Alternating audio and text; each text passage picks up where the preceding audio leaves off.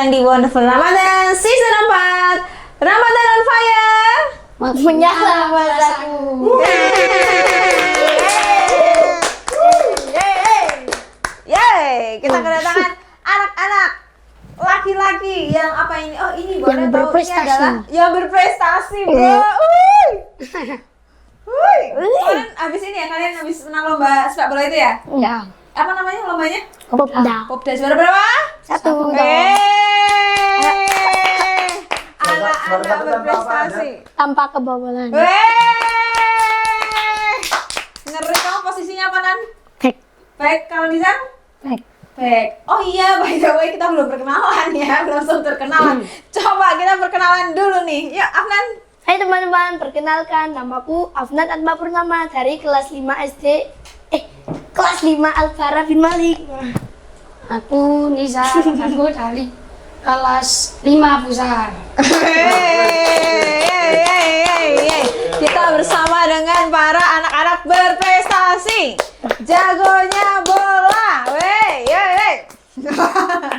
Oke. Sebelum kita masuk ke konten utama hari ini, boleh mau ini dulu ya. Kita intermezzo dulu. Ini ada 2 pertanyaan. Ada untuk Afnan dan juga untuk Nizar. Yang harus wajib kalian jawab, oke? Oke. Siapa dulu? Coba Nizar dulu deh, boleh. Sebutkan satu Yang perlombaan. keras, Nizar, ulangi. Sebutkan satu perlombaan yang sangat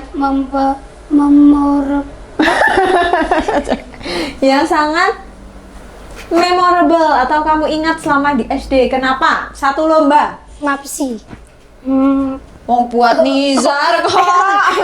Tiga. Satu lomba. Satu lomba. Popda sepak bola. Popda sepak bola. Emang Nizar pernah ikut lomba apa aja kalau boleh tahu? Cuman Kejurda. Kejurda. Silat. sama Silat pernah? ya, Pernah, tapi yang paling memorable, paling sangat diingat itu Popda. ya. Yang kemarin ini berarti, yang tanpa kebobolan ini. Ya. Yes. Sekarang giliran Afnan, coba. Jika ada 2 perlombaan dalam waktu yang sama, sepak bola dan pencak silat, mana yang akan kamu pilih? Jelaskan. Pencak silat. Why? Maaf sih. Why dulu, oke, why? Soalnya aku kalau sepak bola tuh kayak gimana ya? Kayak cuy, capek. Capek. Lebih capek mana? Silat atau bola? Kalau latihan pencak silat, kalau pas tanding sepak bola sih. Tapi kan Afnan banyak lomba juga ya. Ini kenapa masih berpikir kayak gitu ya? Dia masih menimang-nimang gitu ya. Kak sama Mapsi, coba. Mapsi. Pencak silat aja, pencak silat. Silat aja, pencak silat. Oke. Ini kertasnya silahkan diulang lagi kembali ya. Kita akan ini ya. Di sini Pak Arifin sudah membawa beberapa fakta. Boleh juga belum tahu faktanya apa saja. Kita akan cross check. Apakah fakta yang dibawakan ini benar atau salah? Fakta, fact or hoax, real or fake? Ya, Iya. oke?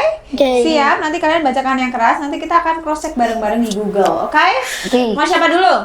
Afnan. Oke, Afnan. Rekaman proklamasi bukan merupakan rekaman asli tahun 1945. Rekaman proklamasi bukan rekaman asli.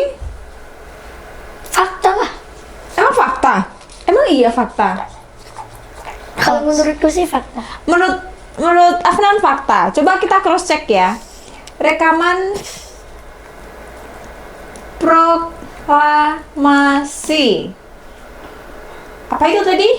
Bukan merupakan Bukan merupakan rekaman asli rekaman asli. Coba. tahun 1945. Apa itu maksudnya fakta apa enggak? Coba dibacakan, Rekaman suara proklamasi 17 Agustus 1945 yang sering didengar bukanlah rekaman asli saat peristiwa berlangsung, melainkan mereka ulang rekaman kembali pada tahun 1951 di studio RRI. Kok kamu tahu nek fakta? Ya masa langsung direkam gini? Kayak ini tuh, pakai lampu. Iya, ternyata teman-teman rekaman suara proklamasi itu yang sering kita dengar bukan rekaman asli, tapi reka ulang, direkam lagi pada tahun 1951 di studio RRI. Nah, ini coba Nizar dibaca ini. Yang Yusuf, ha? Yusuf Rono Dipuro, pendiri RRI, membujuk Soekarno untuk melakukan rekaman ulang demi kepentingan sejarah. Iya. Apa alasannya? Alasannya apa? Ini. Di sana tuh. Pada 17 Agustus tidak ada peralatan yang memadai untuk merekam suara secara langsung. Betul berarti. Betul Tidak berarti. ada peralatan. Betul, berarti tidak ada peralatan. Iya, kamu pinter banget ya Aran ya. Kayak ini, sekarang kan kita ini kan bisa merekam asli ya, bisa langsung gitu kan, suaranya jernih. Kalau zaman dulu nggak ada, makanya direkam ulang. Rekam ulangnya aja di studio. Studio RRI, tahu RRI nggak? Ya. Radio, nggak Radio Republik Indonesia. Tahunnya Hollywood. Tahunnya Hollywood. Asbun banget. Oke, nah tapi meskipun itu bukan rekaman asli, tapi rekaman itu dianggap sebagai satu-satunya dokumen audio otentik yang ada. Sekarang lanjut ya ke fakta yang berikutnya ya. Sekarang gilirannya Nizar. Tapi sebelum Nizar baca, coba kamu berdaham dulu deh. Gitu. Nah, karena suaranya Nizar dari tadi itu terdengar serak. Ini nervous apa gimana, Zar? Never. Never. Ya. Nervous banget kelihatannya. Yang keras. Bahkan dahulu adalah pusat dari Kabupaten Menoreh sebelum Temanggung lahir. Apa tadi yang apalnya? Yang mana? Parakan. Apa tadi kamu bacanya? Parakan dahulu adalah pusat dari Kabupaten Menoreh sebelum Temanggung lahir. Kamu tahu Kabupaten Menoreh? Kamu tahu Parakan kan? Tahu? Mana? Sini. Sini bukan Parakan. Emang nama SD kita doang yang Parakan, tapi di sini bukan Parakan. Kita masuk area mana? Kedu. Enggak. Bulu. Bulu. Campur sari. Campur sari ya, lebih lengkapnya campur sari. Nah, ternyata Parakan, tapi kita nggak tahu nih fakta apa hoax ya. Kita cek aja. Parakan adalah pusat Kabupaten Menoreh. Parakan sebuah kecamatan di Kabupaten Temanggung, Jawa Tengah. Secara historis adalah ibu kota dari Kabupaten Menoreh. Sebelum Perang Diponegoro 1820-an, pusat pemerintah berada di Parakan di bawah Temanggung Modilogo. sebelum akhirnya dipindahkan ke Temanggung setelah Belanda menang. Iya, jadi dulu zaman dahulu itu ada Kabupaten Menoreh. Sekarang udah nggak ada ya Kabupaten Menoreh ya. Diganti sama Kabupaten Temanggung. Setelah si Belanda ini menang. Nah, Paraan itu ternyata Paraan. Kalau orang Temanggung gimana nyebutnya, bukan Paraan tapi Orang. Parakan itu adalah kota bersejarah ternyata di Temanggung ini. Nih, coba sering dijuluki apa itu? Sering dijuluki Yang keras? Kota? Kota Tua. Kamu suaranya kok serak gitu sih? Udah mulai gitu. Yang keras, Zar. Ya, sering dijuluki? Kota Tua. Dengan jejak Pecinan atau Tionghoa dan pertempuran sejarah. Kenapa kok pecinan? Ini di Parakan tuh banyak ini tahu tempat-tempat bersejarah. Pecinan kayak ada kelenteng gitu-gitu. Terus ini nih, kamu tahu nggak ini di mana? Bambu runcing. Parakan. Di Paraan. Tempatnya di mana tahu nggak? Ada loh monumen bambu runcing loh di Paraan. Pasar Legi. di Pasar Legi, betul. Nah, terkenal sebagai tempat asal senjata bambu runcing. Dulu kan kita berperang itu menggunakan bambu runcing ya. Ya. Tahu nggak? Enggak. Dulu nenek moyang kita berperang itu menggunakan bambu runcing, katanya. Makanya Paraan itu dijuluki sebagai kota bambu runcing. Berarti ini fakta atau mitos? Fakta atau bukan? Fakta. Fakta. Zar, jangan nervous lah. Oke, next. Afnan lagi. Skor terbesar skor terbesar dalam sepak bola adalah 149-0. Fakta. Kamu tahu? Soalnya waktu itu kayak kontroversial gitu loh. Oh ya? Enggak tahu. Tapi kamu pernah dengar tentang ini sebelumnya? Waktu itu curang terus yang 5-1 itu bobol gawangnya sendiri. Coba mana sama mana, inget gak? Enggak tahu. Gak tahu, coba kita cek. Skor 149-0.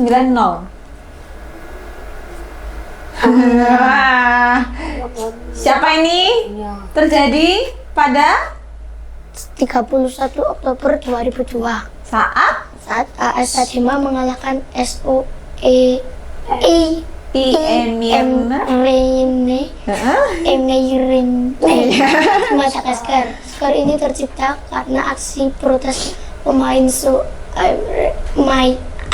SOE gitu aja. SOE yang bisa mencetak gol bunuh diri sebanyak 149 kali akibat kecewa dengan keputusan wasit di pertandingan sebelumnya. Oke, boleh kan nggak paham bola ya?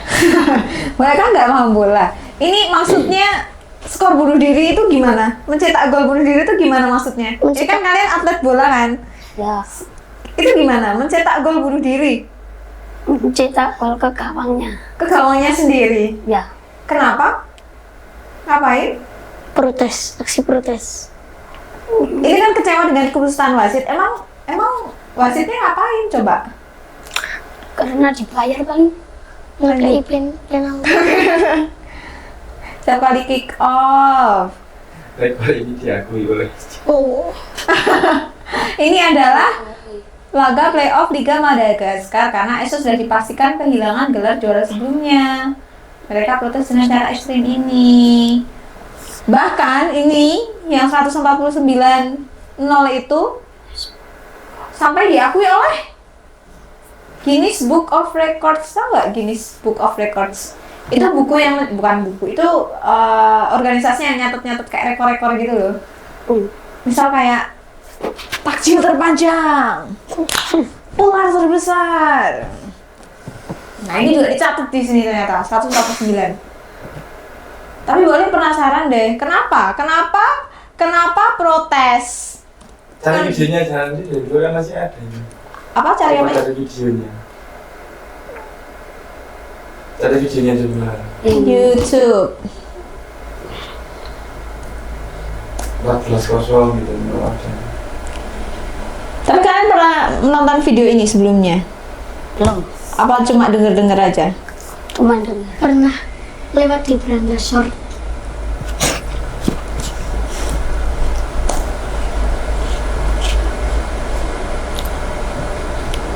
Oh ini, kita nonton videonya sebentar ya. Copyright. Oh, ya itu karena keputusan wasitnya dianggap tidak adil dalam pertandingan sebelumnya. Memberikan penalti. Ingat? Oke, next ya, terakhir yang mau kita cross check, apakah itu Nizar? Sepak bola memicu peperangan militer dua negara. Kok bisa?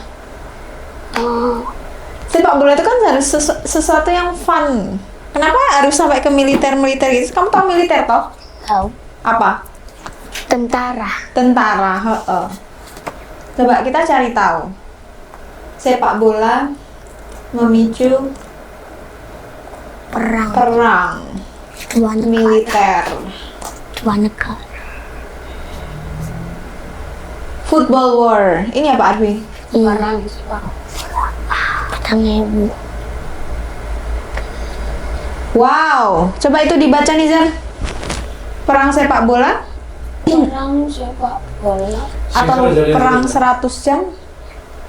Perang sepak bola Perang 100 jam? atau perang 100 jam terjadi antara El Salvador dan Honduras pada Juli 1969, dipicu oleh ketegangan sosial politik dan imigrasi yang memuncak saat kualifikasi Piala Dunia 1970.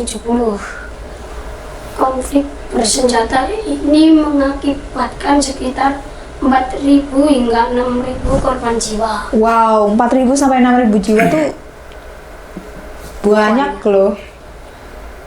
Padahal football supposed to be fun kan? Tapi meskipun ini ternyata pemicunya, meskipun menjadi pemicu langsung, tapi awalnya itu ada masalahnya. Akar masalahnya itu si konflik imigrasi sama agraria. Yang Honduras itu ngusir ribuan imigran El Salvador, diusir lah orang-orang El Salvador yang tinggal di Honduras. Konfliknya terjadi selama berapa hari ini? 4 hari. 4 hari yang melibatkan serangan udara dan darat. Wow, ternyata ini ya sepak bola, tapi juga ini sih kemarin dari sana juga ya kan yang apa namanya Kanjuruhan itu kan juga itu sampai banyak banget juga kan yang meninggalannya. Seratusan. Lebih ya. Menurut kalian gimana itu tentang itu yang Kanjuruhan itu? Polisinya. Gak tahu gas air mata dilarang sepak bola tapi malah dipakai. Padahal seharusnya sepak bola itu kan menyatukan banyak orang ya, menjadi apa ya? Apalagi di Indonesia gitu kan, orang-orang pasti bersatu ketika ada sepak bola. Tapi kenapa malah berujung seperti itu? Kan sayang kalau jadinya ya kan? ya. Ya enggak? Oh my god. Kok kita jadi serius banget ya di akhir video ini? Padahal tadi kita ngakak loh. Coba Afnan dan juga Nizar ada yang mau disampaikan? Gimana pengalamannya hari ini, perasaannya? Nizar dulu deh, Nizar kan pertama ya? Ya. Gimana perasaannya? Grogi. Grogi? Seneng. Seneng? Sama apa ya? Kalau diajak lagi mau nggak? Mau. Tapi kayaknya kita ngajaknya jangan pas puasa deh, supaya Nizar bisa minum ya, supaya seraknya hilang ya kan?